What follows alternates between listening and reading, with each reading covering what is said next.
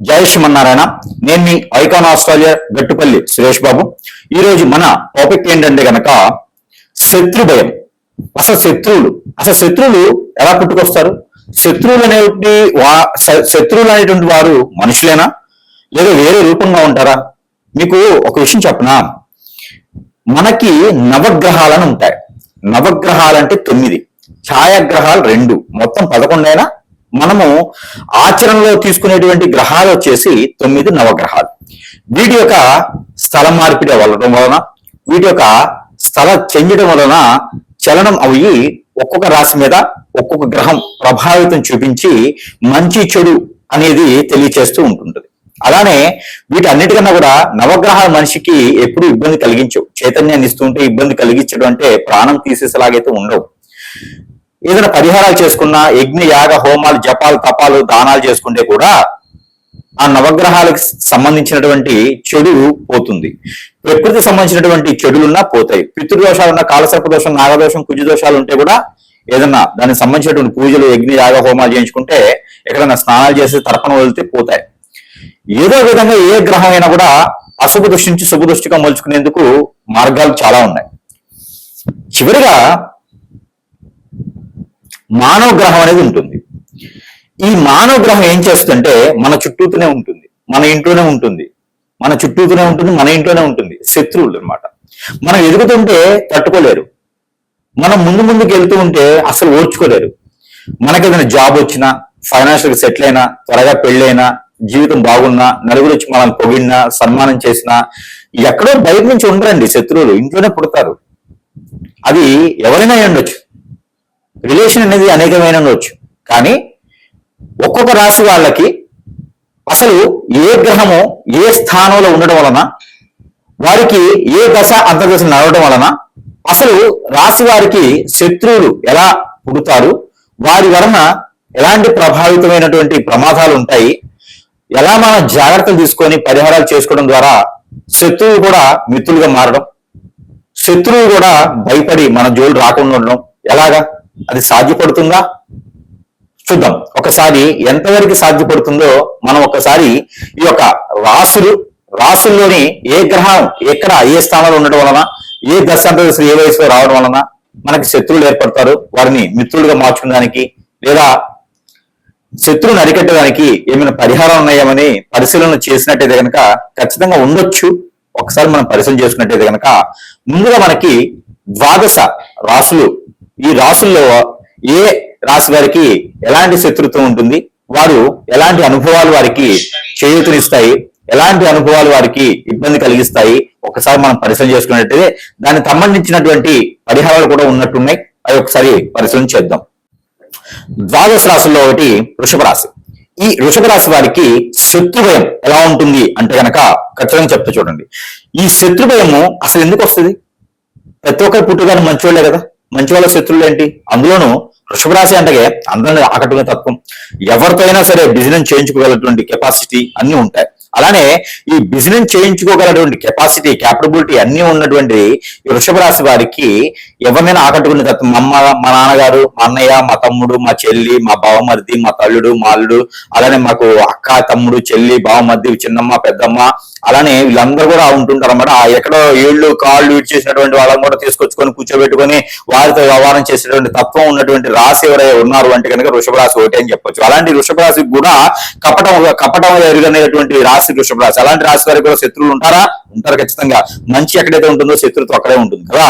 కాబట్టి ఈ శత్రువులు ఎట్లా వస్తారంటే కనుక బుధుడు, ఇక్కడ వృషభ రాశి వారికి బుధుడు 2, 6, 9 స్థానంలో ఉండడం, బుధుడితో పాటు కేతు కలిసి ఉండడం, అలానే రవి కలిసి ఉండడం. బుధుడు ఎవరితో కలిసి ఉన్నా కూడా శత్రుత్వం ఎక్కువ ఉండదు. కానీ బుధుడు కేతువుతో గాని, రవితో గాని, కుజుడితో గాని కలిసి ఉంటే ఖచ్చితంగా అక్కడ శత్రుత్వం పొందిద్ది అనమాట. అందులో ఇంట్లో వాళ్ళే శత్రువులు ఉంటారు.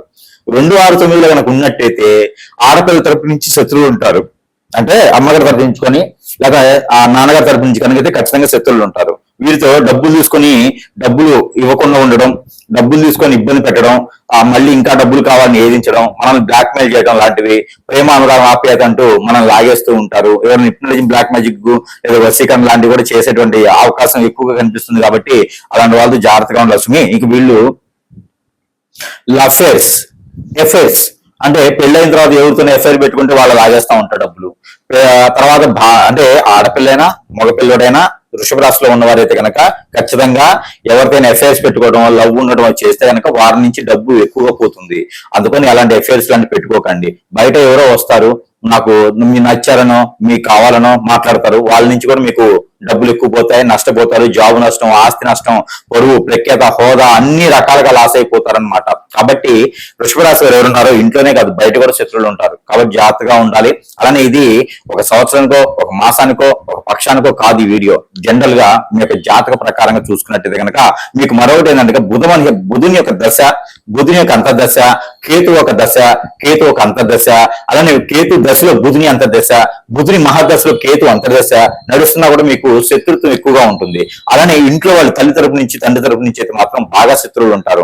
అమ్మమ్మ, నాయనమ్మ, తాతమ్మ అని చెప్పేసి వీళ్ళందరూ కూడా మన దగ్గర ఉన్నటువంటి వనరులు, మన దగ్గర ఉన్న తెలివితేటలు, మన దగ్గర ఉన్నటువంటి ఆస్తులు, మన దగ్గర ఉన్నటువంటి అన్ని రకాలుగా కూడా లాగేసి రోడ్డు మీద పడేయాలని చూస్తూనే ఉంటారు. అది వాళ్ళ తత్వం. అంటే మన మంచితనానికి వారు అలా క్యాష్ చేసుకోవడం అంటారన్నమాట. మన చాతకంతనం కాదు, మంచితనం కాబట్టి అలా జరుగుతుంది.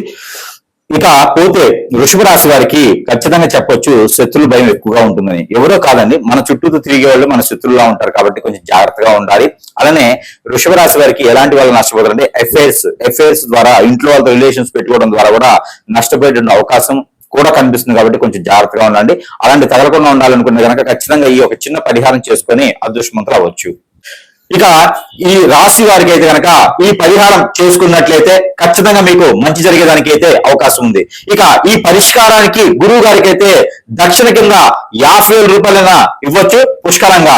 ఎట్లా అంటే కనుక ఈ యొక్క పరిహారం అంత గొప్పగా ఉంటుంది. ఈ పరిహారం ఏమిటంటే కనుక మీకు నిజంగానే శత్రువు ఉన్నాడని గమనించారా? మీకు నిజంగానే శత్రువు ఉన్నాడు గమనిస్తున్నారా? చూసారా? మీకు నిజంగానే చెడు చేశారా?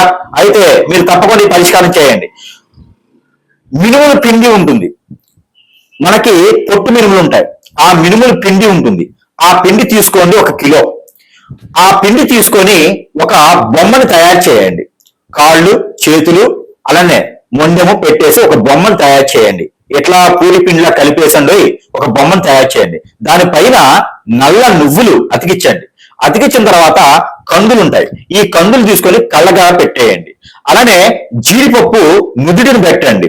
పెట్టేసిన తర్వాత ఆవాలు, ఈ యొక్క నల్ల ఆవాలను దొరుకుతాయి, అవి కాళ్ళకి, చేతులకి అతికించండి 5 ఇవి అతికించిన తర్వాత స్టమక్ ఒకటి ఉంటుంది.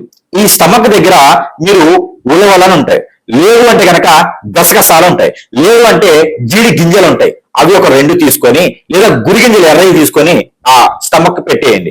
ఇక మీ మీద శత్రువు ఎవరున్నారో వారికి ఇక మీకు బిర్యానీ ఆకు ఉంటుంది ఇంట్లో, బిర్యానీ పత్తా అంటారు, దానిపైన మీ శత్రువు పేరు రాయండి. రాచి ఈ బొమ్మ కింద పెట్టేసి బొమ్మ పైన ఈ రావి ఆకు ఉంటుంది. ఈ రావి ఆకు పైన మీ జోలు రాకూడదు, మీకు ఏది చెడు జరగకూడదు, మీరు చేసినటువంటి చెడు క్రియ ఏది ఉందో మళ్ళీ వారికే తగలాలి అని చెప్పేసి ఆ రావి ఆకు పైన లిఖించండి. దేంతో రక్కిస్తారు? కాటుకతో రాయండి.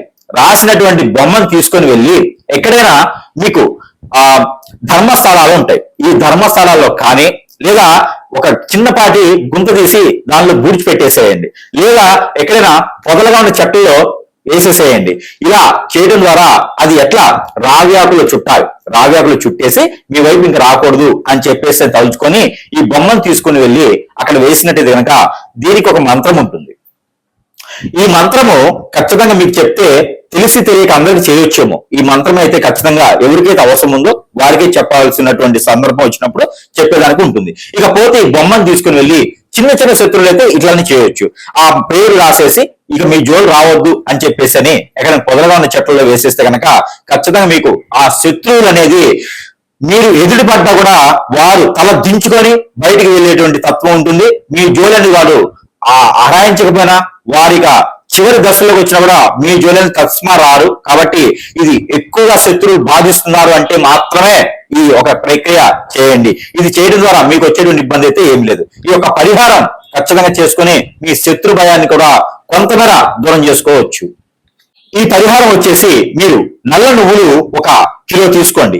దాన్ని మన ఇంట్లోనే హాల్లో కావచ్చు, బెడ్రూమ్ లో కావచ్చు, కిచెన్ లో కావచ్చు, ఎక్కడైనా మీ ప్లేస్ ఉంటే అక్కడ స్టార్ స్టార్ అంటే ఎలా ఉంటుంది తెలుసు కదా, నక్షత్రం. ఈ నక్షత్రం యొక్క సింబల్ వేయండి. వేసేసి దాని మధ్యలో ఒక నిమ్మకాయ పెట్టండి. ఆ నిమ్మకాయ సగానికి కోయండి, బద్దలుగా కోయకూడదు, సగానికి కోయాలి. ఈ సగానికి కోసినటువంటి నిమ్మకాయలో ఎవరైతే మీకు శత్రువు అని గమనించారో వారి యొక్క ఫోటో 4 మడతలు వేసి దానిపైన స్టార్ బొమ్మ వేసి ఆ నిమ్మకాయలో పెట్టేయండి. దానిపైన మీరు ఈ యొక్క విభూది ఉంటుంది, విభూది అలానే భస్మం సాంబ్రాణి ఉంటుంది. ఈ 2 కూడా మిశ్రమాన్ని కుంకుమ కలిపి, పసుపు కలుపుకోదు, కుంకుమ కలిపేసి ఈ 3 కలిగినటువంటి మిశ్రమాన్ని ఆ నిమ్మకాయ పైన వేసి దానికి ముందు పక్కల 5 కర్పూరం బిళ్ళలు పెట్టి ఆ నిమ్మకాయ లోపల సాంబ్రాణి కడ్డీలు 5 వెలిగించేయండి. ఇవి 2 ఒకే దాటిలో ఉండాలి. ఇకపోతే గోధుమ పిండి తీసుకొని ఆ గోధుమ పిండి పూరి పిండిలో కలిపేసి దాని లోపల నల్ల నువ్వులు కూడా వేయాలి. ఆ వేసినటువంటి గోధుమ పిండికి ఒక పక్కన పాము, మరో పక్కన తేలు, ఈ 2 బొమ్మలు తయారు చేయండి. ఈ 2 బొమ్మలు తయారు చేసి ఈ రెండింటి మధ్యన ఈ యొక్క మనం చెప్పినటువంటి నిమ్మకాయ పెట్టారు కదా, ఆ నిమ్మకాయ చేసేసి ఇక మీరు ఏదైతే శత్రు భయం ఉందో ఆ శత్రువుకి మీ జోలు రాకూడదు అని చెప్పేసి అని మనస్ఫూర్తిగా తలుచుకోవాలి. మంత్రం అయితే ఉంటుంది. ఆ మంత్రం అనేది మనకు విశిక్షణ ఇవ్వడానికి జరగదు. అది నిజంగానే శత్రువు ఉన్నారని గురువుని సంప్రదిస్తే అప్పుడు ఆ శత్రువు ఎంత బలంగా ఉన్నాడో చూసి ఆ మంత్రం ఇవ్వడం జరుగుతోంది. ఈ ప్రక్రియ చిన్న చిన్న శత్రువులు అయితే మీరు చేసుకోవచ్చు.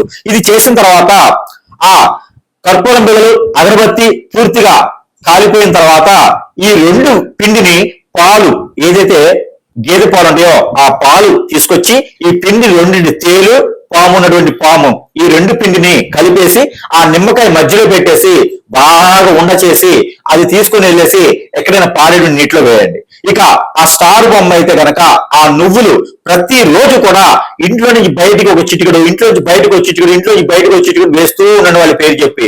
జన్మలో మళ్ళీ మీ వైపు కాదు కదా, కన్నెత్తి చూడాలన్నా కూడా చెమట్లు పుట్టాలి, అట్లా ఉంటుంది శత్రువుకి. కావాలంటే ఇది చేసి చూడండి. తస్మా జాగ్రత్తగా ఉండాలి. ఇది చేసేటప్పుడు మీరు ఆహారం భుజించకుండా, ఆయిల్ ఫుడ్ తినకుండా ఉండండి. స్నానం చేసి చేయాలి అనేది అయితే ఏం లేదు. ఇది ఏ సమయం చేయొచ్చు, ఫుడ్ తినకుండా చేయండి. అది చేసిన తర్వాత ఆ రోజంతా కూడా నేల పడక చేయండి. మీరు మళ్ళీ పెళ్ళైన వారైతే కనుక ఇద్దరు ఒకే దగ్గర పనుకోకూడదు. ఈ ప్రికాషన్స్ తీసుకొని ఈ పరిహారం చేయండి. శత్రువు తస్మా మీకు దగ్గర కూడా రాడు. ఈ పరిహారం చేసి చూడండి. శత్రు భయం అనేది మనకి నశించిపోతుంది. శత్రు భయం నశించడానికి గల పరిహారం, ఈ పరిహారం మీరు చేసుకొని శత్రువు నిజంగా మీకున్నారంటే కనుక వారిని అరికట్టొచ్చు. ఎలాంటి కనుక బియ్యం పిండి ఉంటుంది. ఈ బియ్య పిండి తీసుకోండి. బియ్య పిండి తీసుకొని చుట్టూత కుంకుమ తీసుకొని 5 రకాల బొట్లు పెట్టండి. 5 బొట్లు పెట్టండి. ఈ బియ్య పిండితో ఒక కుండి చేయండి. దాని లోపల నువ్వుల నూనె పోయండి. ఈ నువ్వుల నూనె ఆముదము కలిపిపోయాలి. ఈ కలిపిపోసినటువంటి నువ్వుల నూనె ఆముదం ఒక్క ఒత్తి వేసి వెలిగించాలి. వెలిగించిన తర్వాత ఈ ఒత్తి వెలిగించిన తర్వాత దాని లోపల కాటుకని కొంచెం వేయండి. ఇది నూనె లోపల కాటుక కొంచెం వేయండి. ఈ వేసినటువంటి దీపాన్ని ఇంట్లో మీరు దక్షిణ వైపున పెట్టండి. దక్షిణ వైపున పెట్టి ఎవరైతే పేరుందో ఆ శత్రువు పేరు రాగి ఆకు పైన కాటుకతో రాసి ఆ దీపం కింద పెట్టండి. వారికి ఖచ్చితంగా మీరంటే భయం ఏర్పడుతూ ఉంది. ఆ దీపం కొండెక్కిన తర్వాత ఈ కాటుక పెట్టినటువంటి ఏదైతే మట్టి ఈ యొక్క దీపం ఉందో, ఇది మనకి వరిపిండితో చేసినటువంటి దీపం ఉందో, ఈ దీపము రావి ఆకు ఈ 2 కూడా తీసుకెళ్లి ఎక్కడైనా పారేటువంటి నీటిలో వేయండి. మీకు శత్రు భయం అనేది ఉండదు. ఇక్కడ ఒక మంత్రం ఉంటుంది. ఆ మంత్రం అనేది నిజంగా శత్రువు మీకు ఉన్నారు అంటే మనం ఇచ్చేదాన్ని జరుగుతుంది తప్పితే చిన్న చిన్న శత్రువులు ఉన్నారు అంటే కనుక ఖచ్చితంగా ఈ పని చేయండి. మీ అమ్మాయి జోలు ఎవరైనా వచ్చారా, ఈ పని చేయండి. మీ అబ్బాయి జోలు ఎవరైనా వచ్చారా, ఈ పని చేయండి. అంటే శత్రువులు మన ఇంట్లోనే ఉంటారు కదా, మనకు తెలియకుండా కూడా ఉంటారు. మిమ్మల్ని ఇబ్బంది పెట్టేవారు ఎవరైనా ఉన్నారు, డబ్బులు తీసుకుని ఇబ్బంది పెడుతున్నారు, ఇలాంటి వారు ఉన్నారంటే కనుక ఖచ్చితంగా మీ ఆయన ఎవరైనా వల్ల వేసుకున్నారా, లేదా మీ ఆవిడ ఎవరైనా వల్ల వేసుకున్నారా, ఇలాంటి వారు కూడా వారి పేరు రావి ఆకు మీద రాసి ఇలాంటి దీపాలను పెట్టినట్టు కనుక 3 రోజుల్లోనే వారు మీ జోలు రాకుండా ఉంటారు. కాబట్టి ఈ యొక్క పరిహారం మీకోసం చేసి అదృష్టవంతులు అవ్వాలని కోరుకుంటూ ఉన్నాను. జై శ్రీమన్నారాయణ.